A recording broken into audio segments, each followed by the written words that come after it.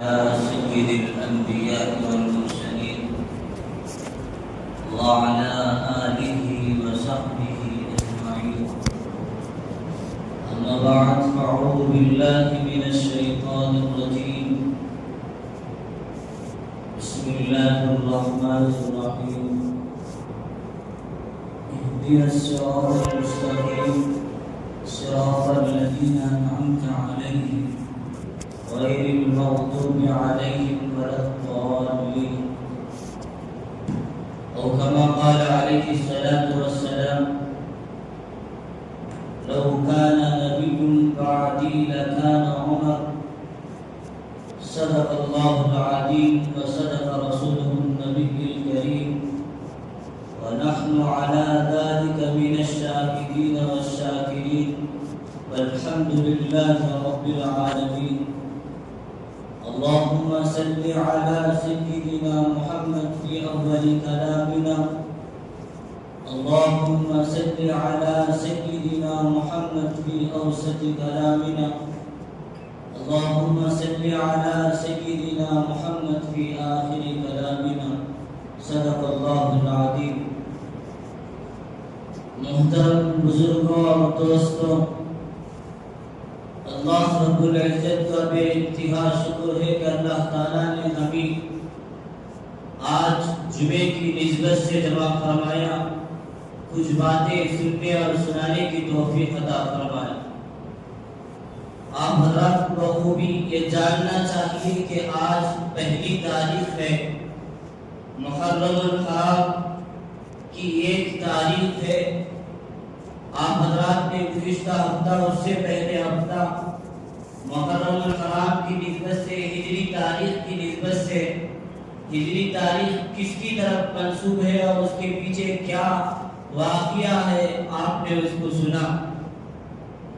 محرم الحرام بھی یہ قربانی والا مہینہ ہے جس میں حضرات صحابہ رضوان اللہ علیہم اجمعین اپنے جان کا نذرانہ پیش کیے ہیں، لیکن ایک ظالم طبقہ ہے اور جو اپنے آپ کو مسلمان کہتا ہے، صرف بعض حضرات کا کہنا ہے کہ 10 محرم الحرام کی شہادت حضرت حسین کو یاد کرتے ہیں اور اسی کو اپنا شہادت سمجھتے ہیں، لیکن آپ کو 10 محرم الحرام سے پہلے یہ وہ ہستی، اس سے پہلے کہ آپ کو بتا دوں قرآن کریم کی جو آیت میں نے پڑھی ہے، اللہ تعالیٰ قرآن کا ایک نظم بنا رکھا ہے۔ قرآن کریم کے اندر اللہ تعالیٰ نے علم کو بیان کیا ہے تو علم والوں کو بیان کیا ہے۔ اللہ تعالیٰ نے قرآن کے اندر سیدھا راستہ کون سا بتایا ہے تو سیدھا راستے پر چلنے والے کون ہیں یہ بتایا ہے۔ ہر چیز کو اللہ تعالیٰ نے الگ الگ انداز میں بتایا ہے۔ تو آپ کو بتا دوں، اس دنیا ہستی کے اندر، روئے زمین کے اندر حضرات انبیاء علیہ السلام کے بعد کسی کا مقام و مرتبہ ہے تو حضرت ابوبکر صدیق رضی اللہ عنہ کا ہے۔ اس کے بعد اگر کوئی اس روئے زمین میں کسی کا مقام ہے تو خلیفہ ثانی حضرت امیر المومنین حضرت عمر بن خطاب رضی اللہ عنہ کا مقام ہے، جن کی شہادت یہ محرم الحرام آج کی تاریخ میں ہوئی تھی۔ تو اس کا واقعہ پس منظر آپ کے سامنے مجھے رکھنا ہے کہ حضرت عمر رضی اللہ عنہ کیسے ہستی ہیں، جن کی فضیلت کیا ہے، جن کا مقام کیا ہے۔ اس روئے زمین پر ان کے فیصلے ہوتے تھے تو اللہ تعالیٰ ان فیصلے کو حضرت جبرائیل علیہ السلام کے ذریعے اس روئے زمین پر حکم بنا کر نازل فرماتے تھے۔ تو اسی پس منظر کو، جس پس منظر جس کی شہادت یہ محرم الحرام کو ہوئی ہے، لیکن ہزاروں لاکھوں مسلمان حضرت عمر رضی اللہ عنہ کی شہادت کو بھول چکے ہیں، جنہوں نے 20 پر 2 لاکھ مربع زمین پر حکومت کی تھی۔ آج کوئی میدان جو حکومت کر رہا ہے نہ کوئی ہے اتنی نہ جو عدل و انصاف قائم کرنے والا. آج جتنے کوٹ بنے ہوئے ہیں وہ حضرت عمر رضی اللہ عنہ کی برکت اور دولت کی وجہ سے بنے ہیں. آپ سنتے جائیں ایک ایک کر کے آپ کو میں بتاتے چلوں. دیکھیے سب سے پہلے سنیے داستان حضرت عمر فاروق رضی اللہ عنہ خلیفہ ثانی ہے، لیکن دیکھیے اللہ تعالیٰ نے ان کا انتخاب کیا ہے. کیسے انتخاب کیا؟ آج ایک بہت بڑا طبقہ دشمن اسلام حضرت عمر رضی اللہ عنہ سے بغض رکھتا ہے، دشمنی رکھتا ہے. ان سے میں کہنا چاہتا ہوں دیکھیے حضرت عمر فاروق رضی اللہ عنہ ایسے ہی اسلام میں نہیں آئے جن کے پیچھے میرے رب کے آقا تاجدار مدینہ محمد مصطفیٰ صلی اللہ علیہ وسلم نے دعا کر کے حضرت عمر کو لیا ہے. ایسے ہی دعا نہیں کیا. سنتے جائیں حضرت محمد رسول اللہ صلی اللہ علیہ وسلم نے اللہم اعز الاسلام، اسلام کی بلندی کے لیے، اسلام کی شہرت کے لیے اللہ کے پاس یہ دعا کیے کہ اللہ دو شخص ہیں، دونوں میں سے جس کو تو چاہتا ہے تیری نظر میں اچھے ہیں اس کو اسلام کے لیے قبول فرما. دیکھیے یہاں پر دو کون شخص ہیں؟ دو دشمن اسلام ہیں، ابو جہل اور دوسرا حضرت عمر بن خطاب ہیں. ان دونوں کو لیے دعا کر رہے ہیں اللہ کے نبی علیہ السلام، اللہ تعالیٰ سے مانگ رہے ہیں اسلام کی بلندی کے لیے ان دونوں شخصوں میں سے کوئی ایک شخص ہمیں عطا فرما. دیکھیے یہ دعا کر رہے ہیں، کون مانگ رہے ہیں؟ میرا رب کے آقا جناب محمد رسول اللہ صلی اللہ علیہ وسلم.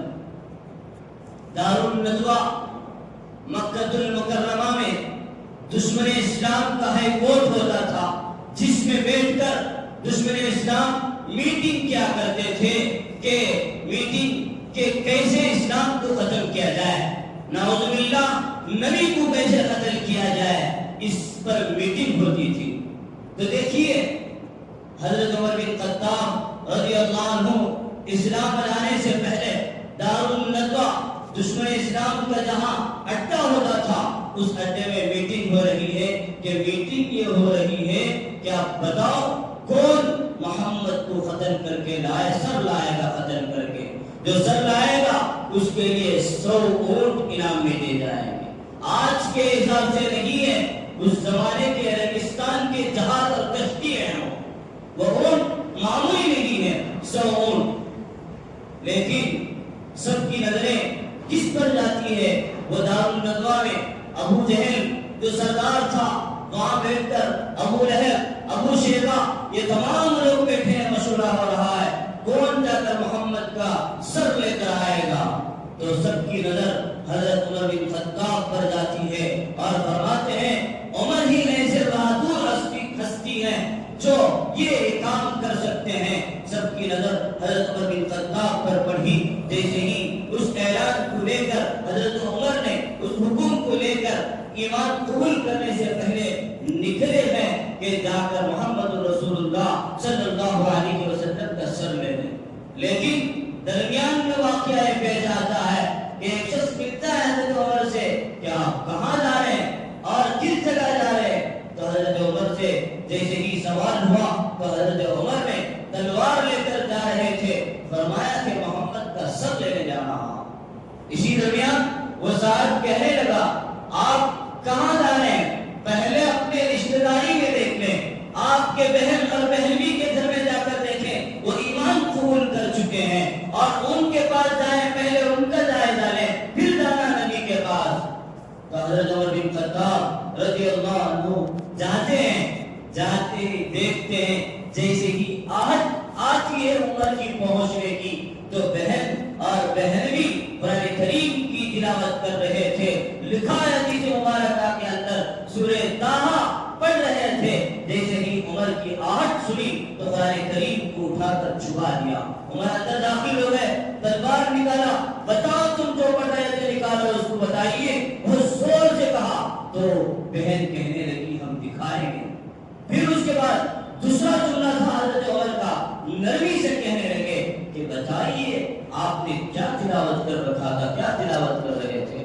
تو انداز بدل گیا، تو بہن کہنے لگی کہ ہم آپ کو بتائیں گے، لیکن آپ کے لیے شرط ہے کہ آپ غسل کر کے آئے، اس کے بعد آپ کے ہاتھ میں قرآن تھمایا جائے گا۔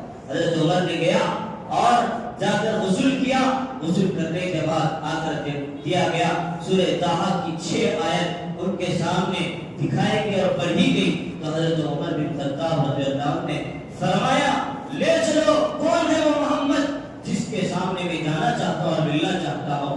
لکھا ہے، دیکھیے یہ واقعہ بتانا چاہتا ہوں، غور سے سنیے۔ حضرت عمر بن خطاب رضی اللہ عنہ جاتے ہیں دار ارقم، جہاں چپ چھپائے دین کو پہنایا جاتا تھا، تو اس مقام پر بیٹھ کر مشورہ ہوتا تھا۔ محمد صلی اللہ علیہ وسلم بیٹھے اور اسی حضرت عمر بن خطاب کے اسلام لانے سے 3 دن قبل پہلے حضرت حمزہ رضی اللہ عنہ اسلام لائے تھے، تو بڑے بہادر شخص مانے جاتے تھے۔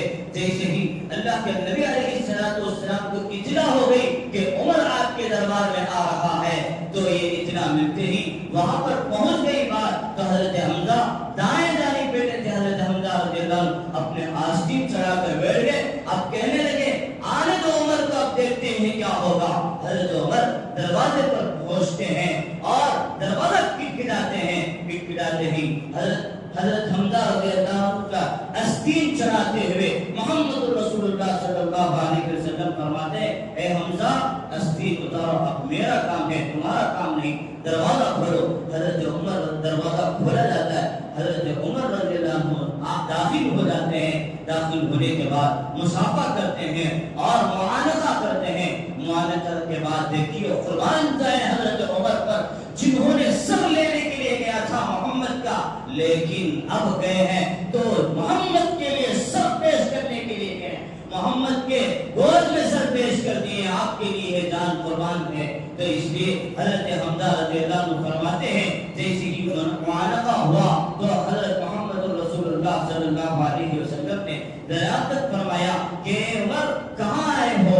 تو فرمانے لگے کہ میں ایمان قبول کرنے آیا ہوں، بتائیے میں ایمان قبول کرنا چاہتا ہوں۔ کلمہ پڑھنے لگے، اس کے بعد محمد رسول اللہ صلی اللہ علیہ وسلم جو معانقہ کے بتاتے ہیں حضرت عمر رضی اللہ تعالیٰ، اگر اور تھوڑی دیر حضرت محمد صلی اللہ علیہ وسلم مجھے لگتے رکھتے تو میرا ایک بسوی دوسرے بسوی میں گھس جاتا۔ یہ اس لیے بتایا جا رہا ہے کہ عمر کی طاقت کوئی طاقت نہیں ہے، محمد صلی اللہ علیہ وسلم کی جو طاقت ہے وہ سب سے بڑھ کر ہے۔ یہاں عمر کو یہ بتانا تھا، سبق دینا تھا۔ اس کے بعد محمد رسول اللہ صلی اللہ علیہ وسلم عمر سے فرماتے ہیں عمر اب عبادت کا وقت ہے، چلو عبادت کرے۔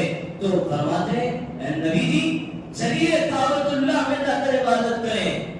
تو فرماتے ہیں محمد صلی اللہ علیہ وسلم یہاں سے شروع ہوتا ہے، دیکھیے قربان جائے کروڑوں رحمتیں ہو عمر پر۔ دیکھیے جیسے ہی محمد صلی اللہ علیہ وسلم یہ لفظ فرماتے ہیں کہ تمہارے لوگ ہم کو ستاتے ہیں، تکلیف دیتے ہیں، تو فرماتے ہیں کہ اب تو عمر اسلام میں آ چکا ہے، کسی کی جرأت اور ہمت نہیں ہے، چلیے آپ میں آگے چلتا ہوں، آپ میرے پیچھے چلیے، آپ کعبۃ اللہ میں عبادت کریں۔ عمر اسلام لانے کا سب سے پہلا ذریعہ علی اعلان تبلیغ ہو رہی ہے، علی اعلان عبادتیں ہو رہی ہیں۔ کعبۃ اللہ میں 5 برس ہو گئے، یعنی دیکھیے 5 پشت تک اسلام نہیں لائے، تو عمر رضی اللہ تعالیٰ اس وقت تک ہے نا اللہ کے نبی علیہ السلام دار ارقم میں عبادتیں کرتے تھے، چھپے چھپائے عبادت کرتے تھے، لیکن جیسے ہی حضرت عمر نے ایمان قبول کیا تو پھر کعبۃ اللہ تمام کے لیے اعلان کر دیا گیا کہ اب کوئی یتیم ہونا چاہتا ہے، اگر کوئی اپنی بیوی کو بیوہ کرنا چاہتا ہے، آئے عمر سے مقابلہ کرنے کے لیے۔ حضرت عمر نے بیت اللہ میں کھڑے ہو کر مکے کی سرزمین میں ایک اعلان کیا کہ آئیے اپنے بچوں کو یتیم کرنا چاہتا ہے تو ہماری عبادتوں میں رکاوٹ ہے۔ تو پھر حضرت عمر رضی اللہ عنہ نے جیسے ہی ایمان لایا اور یہ تمام چیزیں ان کے لیے راستے کھلنے لگے دین کے لیے۔ دیکھیے آپ سنیے فضائل کیسے کہ حضرت عمر رضی اللہ عنہ کے، عمر رضی اللہ عنہ جس وقت ایمان لائے تو وہ 40ویں آدمی تھے، 30 پر 90 آدمی ختم ہو چکے تھے، 40ویں آدمی حضرت عمر رضی اللہ عنہ نے ایمان لایا۔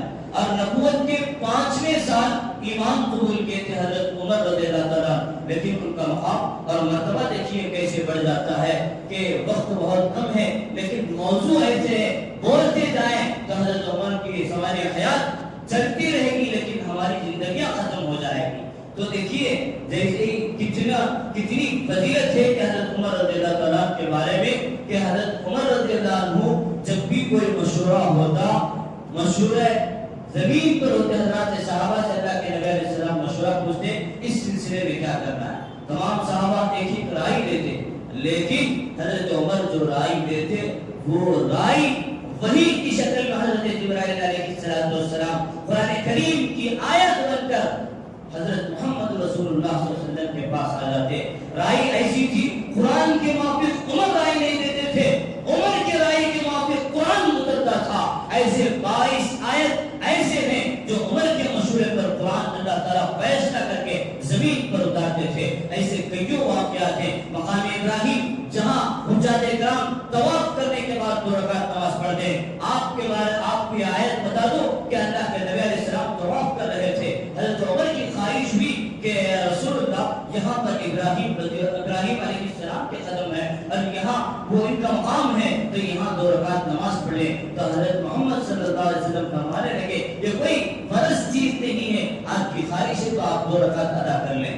لیکن قربان جائیں حضرت عمر رضی اللہ عنہ پر، دیکھیے اللہ تعالیٰ نے اس مقام کو بنا دیا کہ آیت اتاری وَاتَّخِذُوا مِن مَقَامِ إِبْرَاهِيمَ مُصَلًّى، کہ دیکھیے وہ تمام حجاج کرام جو بھی جاتے ہیں وہاں پر نفل نماز ادا کر کے آتے ہیں تو وہ صدقے کے طور پر حضرت عمر کو ثواب پہنچتا ہے۔ مقام ابراہیم کے پاس ہر حجاج کرام نماز پڑھ کے آتے ہیں، آیت اتر کے ان کے خواہش کے مطابق۔ تو میرے دوستوں لمبی داستان ہے، حضرت عمر فاروق رضی اللہ عنہ 20 پر 2 لاکھ مربع میل زمین پر انہوں نے حکومت کیا، لیکن دیکھیے محرم الحرام کی 1 تاریخ ان کی شہادت کا پس منظر کیسا ہے، آپ سنیے، اس کو سنا کر اپنی بات کو ختم کرتا ہوں۔ دیکھیے 20 پر 7 ذی الحجہ کو حضرت عمر رضی اللہ عنہ نے ایک شخص کو، ایک روم کا حاکم نے خط لکھا کہ مجھے ایک ایسا شخص چاہیے جو کاریگر ہو، جو نیزہ بناتا ہو،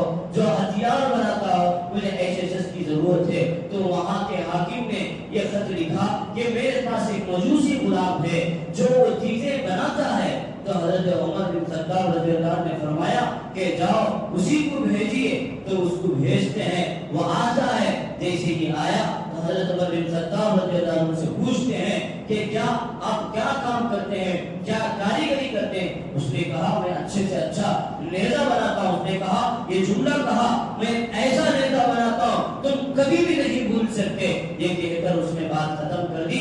تو حضرت عمر بن خطاب رضی اللہ عنہ حضرت علی کے پاس پہنچتے ہیں، پہنچ کر فرمانے لگتے ہیں اے علی، اس مجوسی غلام نے، اس کا نام تھا فیروز، تو اس نے کہا، تو اللہ حضرت عمر رضی اللہ عنہ علی رضی اللہ تعالیٰ سے فرمانے لگے کہ یہ مجھے دھمکی دے رہا ہے ختم کرنے کی۔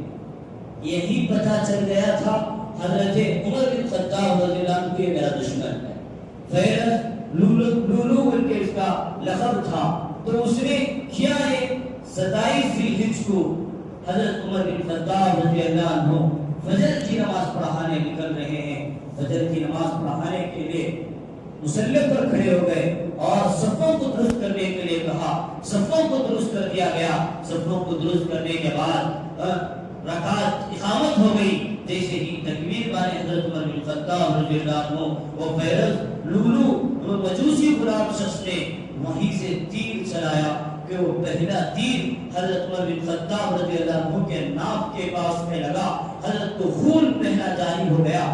وہی گر کے لکھا ہے ایک مسئلہ نمازوں کا کہ نماز کے درمیان اگر کسی کو کوئی مسئلہ آ جائے تو کیا کرنا چاہیے، ہمیں پہلا سبق، پہلا درس مسئلے پر یہ وہی ملتا ہے۔ حضرت عمر بن خطاب کو جیسے ہی وہ تیر لگا، حضرت عبد الرحمن بن عوف کا ہاتھ پکڑ کر مسئلے پر کھڑا کر وہی گر جاتے ہیں۔ پھر حضرت عبد الرحمن بن عوف مختصر نماز کو ختم کرتے ہیں۔ اسی درمیان فیروز لولو غلام مجوسی شخص بھاگنے لگتا ہے تو چند لوگ اس کو پکڑنے کے لیے بھاگتے ہیں، جیسے ہی بھاگتے ہیں تو اپنے آپ کو خودکشی کر لیتا ہے، اپنے آپ کو نیزہ چلا لیتا ہے۔ تو وہ وہی خودکشی کر رسید ہو گیا۔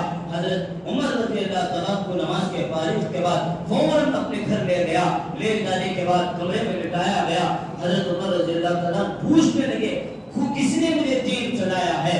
تو حضرت فرمانے لگے وہ مجوسی غلام جس کو آپ نے بلایا تھا اس نے تیر چلایا۔ خوش ہونے لگے کسی مسلمان کے ہاتھ سے تو میرا تیر نہیں چلا، شہادت کا مرتبہ ہے۔ تو 3 دن تک اسی بیماری کے حالت میں لکھا ہے 6 تیر حضرت عمر رضی اللہ تعالیٰ کے اوپر چلایا گیا تھا۔ اسی میں حکیم کو فوراً بلایا گیا، دودھ ڈالا گیا، 3 دن باحیات تھے اس حالت میں۔ اور اس کے بعد آخری وقت آ گیا، حضرت عمر کو پتہ چل گیا کہ اس دنیا روئے زمین کو چھوڑ کر جانا ہے، مجھے اللہ کے پاس بلاوا آ چکا ہے۔ تو حضرت عمر نے اپنے بیٹے کو بلایا عبداللہ کو، اے عبداللہ آؤ یہاں پر، جاؤ اما عائشہ صدیقہ رضی اللہ عنہا سے پوچھ کر آنا، ایک اجازت لے کر آنا۔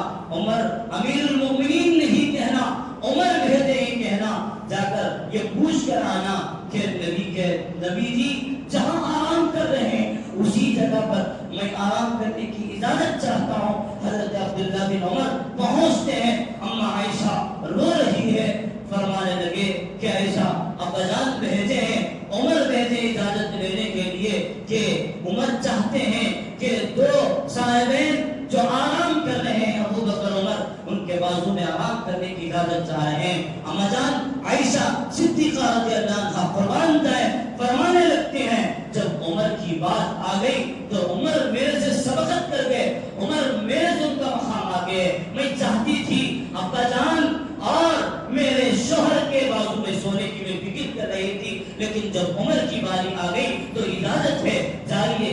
جاتے ہیں حضرت عبداللہ بن عمر جا کر فرماتے ہیں ابا جان کو اشارے سے اجازت مل گئی ہے۔ تو اس کے بعد حضرت عمر اپنے گود میں حضرت عمر رضی اللہ عنہ کا سر عبداللہ بن عمر کے گود میں ہوتا ہے۔ حضرت عمر رضی اللہ عنہ فرماتے ہیں زمین پر میرا سر رکھنا، بیٹا سمجھا نہیں، پھر دوبارہ کہتے ہیں سختی سے کہتے ہیں میرا سر زمین پر رکھ دینا، وقت آ چکا ہے میرے جانے کا۔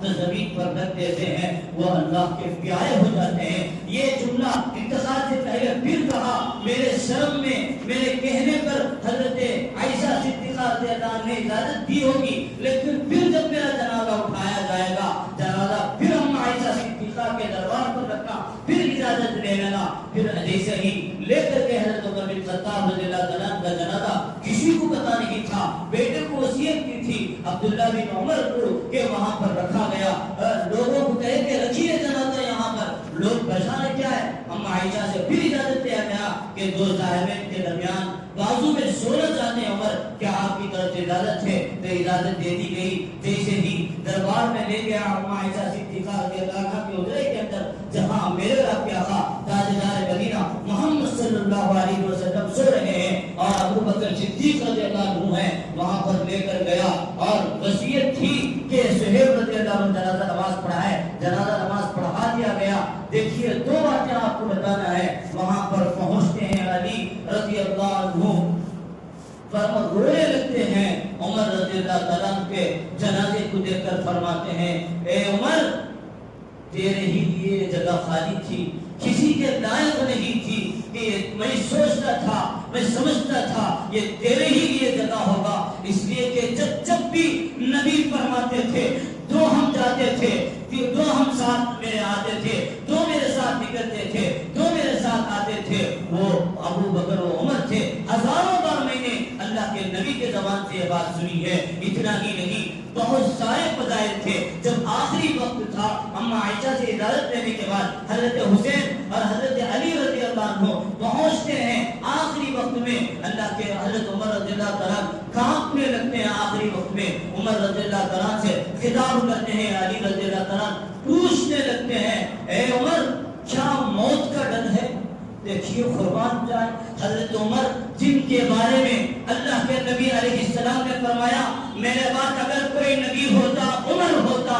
دیکھیے نبیوں کا سلسلہ تو ختم ہے، لیکن نبی کا سلسلہ ہوتا تو عمر کا، عمر نبی بنتے. اتنا اعلان، اتنی فضیلت، اور جن کی باتیں زمین پر ہو رہی ہیں تو جبرائیل علیہ السلام آیت لے کر اتر رہے ہیں اور ان کے لیے محل تیار ہوا ہے. اللہ کے نبی علیہ السلام فرماتے ہیں عمر کے لیے پہلے ہی سے جنت میں ایک محل تیار ہے. اور ایک مرتبہ حضرت عمر رضی اللہ تعالیٰ اللہ کے نبی علیہ السلام فضائل بیان کرتے ہوئے فرمانے لگے کل قیامت کے دن جنت میں دو ہاتھ ایسے رکھ کر بتایا دونوں طرف جنت میں ایسا ہوگا، میرے طرف ابو بکر ہوں گے، ایک طرف عمر ہوں گے. کیا فضیلت ہے. ویسے عمر فرما رہے ہیں مجھے موت سے ڈر نہیں ہے، لیکن موت کے بعد کی زندگی کیا ہوگی اس لیے میں کانپ رہا ہوں، ڈر رہا ہوں. مسلمانوں یہی سبق دینا چاہتا ہوں، اپنی زندگیوں کو بدلیں. ہمیں جس سے سبق سیکھنا ہے حضرت عمر کے فضائل کو جانیں. آپ اللہ کے لیے وقت نکالیں، جائیں علماء سے. ہمیں کیا معلوم ہے جنہوں نے ہمارے لیے زندگیاں بسر کی تھی، جانیں قربان کی تھی. بیت المقدس فلسطین کی سرزمین میں مظلوم اشتاب رہے ہیں اسی لیے کہ عمر نہیں ہے. آپ کو پتا ہوگا کہ بیت المقدس کس نے پتا کیا؟ عمر نے پتا کیا. بیت اللہ کس نے پتا کیا؟ عمر نے پتا کیا. اور یہ عدل انصاف کا جو کورٹ قائم ہے یہ عمر نے قائم کیا. اور پردہ ہر طرح تراویح کس نے قائم کی 20 رکعت امام کے ساتھ؟ عمر نے قائم کیا. اور مسجد کے لیے امام و خطیب کا انتظام عمر نے کیا تھا. یہ تمام چیزیں بہت سارے احسانات ہیں لیکن ہم بھول چکے ہیں، عمر کو آسان لے رہے ہیں، ہمیں عمر کے بارے میں جانتے نہیں ہیں. اس لیے میرے دوستو ہمیں چاہیے صحابہ کی زندگیوں کو جاننا چاہیے، صحابہ کی زندگیوں سے ہمیں سبق حاصل کرنا چاہیے. صحابہ کیسے اللہ کے رسول سے ڈرتے تھے، کانپتے تھے، موت کے بعد کی زندگیوں سے کیسے گھبراتے تھے. جبکہ لکھا ہے جیسے بایاں فرشتہ حضرت عمر کا جب بھی جاتا خالی پیپر لے کر جاتا تھا، کوئی ان کے نام اعمال میں برائیاں نہیں تھی. حضرت عمر نے ایسی زندگی گزاری.